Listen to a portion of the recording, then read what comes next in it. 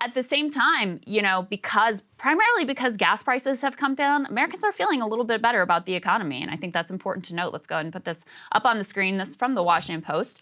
The headline here says Americans are finally feeling better about the economy. Gas prices are falling. There are signs households are learning to deal with inflation.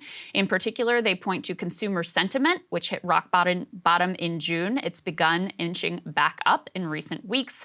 Gas prices are down. Decades high inflation appears to be easing. And at the same time, Americans are making small changes, buying meat in bulk, for example, or shifting more of their shopping to discount chains, suggesting many families are learning to deal with higher prices. And Saagar, first of all, I have always thought there is, even beyond the real pocketbook impact of gas prices, which is huge, especially for working class people just like trying to get to work and go about their lives, who oftentimes have to live outside of major cities, again, because of housing affordability. Even outside of that real impact, there is a huge psychological impact of watching gas prices go up and up and up, but also of watching them go down. And we've now had several months consistently where gas prices are declining. Let's go ahead. We actually have that up on the screen right now. This was as of yesterday. I think the national average gas price was $3.72.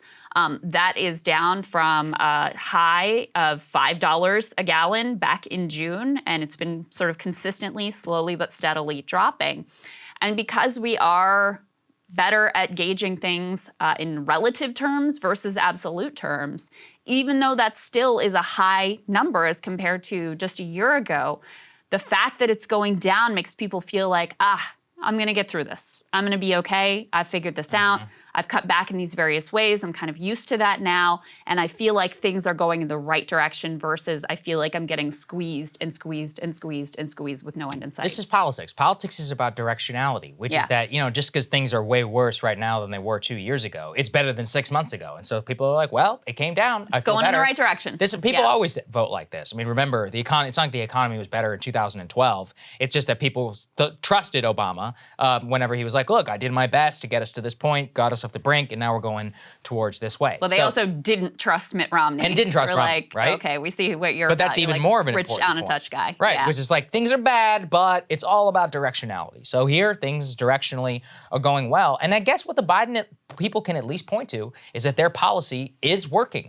Their policy is very directly impacting the price of gas in a beneficial way for households, which I think is very important. It took them probably a year in order to really get their act together, which I will not forgive them for that. And I think it showed tremendous just bureaucratic stasis. But they got their stuff together, and as predicted, it really isn't that hard to get people to give you credit whenever you do something for them. But, on the horizon, not everything is solved. Let's throw this up there. So OPEC Plus has actually said that they will have a small production cut. That production cut, combined with the so-called price on Russian oil cap by the G7, not exactly going the way that they wanted to, also really combined with how things go for Europe this winter, still very much could push the price of gas to record and to new highs. You can't run the SPR forever. At a certain point, they're going to have to figure out how much is going to come from the SPR and how much from the market. The fact is that if Russia does make some different moves on oil, completely cuts off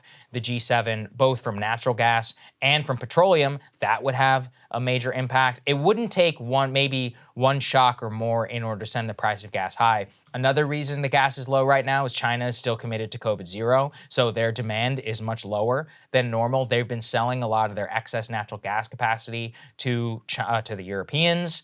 Also, their use of petroleum is down pretty significantly, so if China does open up and doesn't commit to COVID, I don't know how much longer they can keep it going, but they kept it longer going than I thought. But let's say, 3 months, Shanghai and all those other places become much more active. Well, that also would boost supply, and you could have gas go back over 4. So the structural problems in our oil markets are not fixed whatsoever. There's still a hell of a lot more that they need to do. Cable news is ripping us apart, dividing the country, making it impossible to function as a society, and making it impossible to know just what is true and what is false.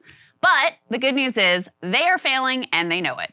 That is why we're building something new, a new mainstream, a healthier one, something more trustworthy, something that we are going to need in one of the most pivotal times in American history. We are building up here for the midterms, for the upcoming presidential election, but we need your help. So if you can help us out by becoming a premium member today at breakingpoints.com, we're trying to change America for the better and the entire world. So what are you waiting for, guys? Go to breakingpoints.com and sign up and help us build a new mainstream.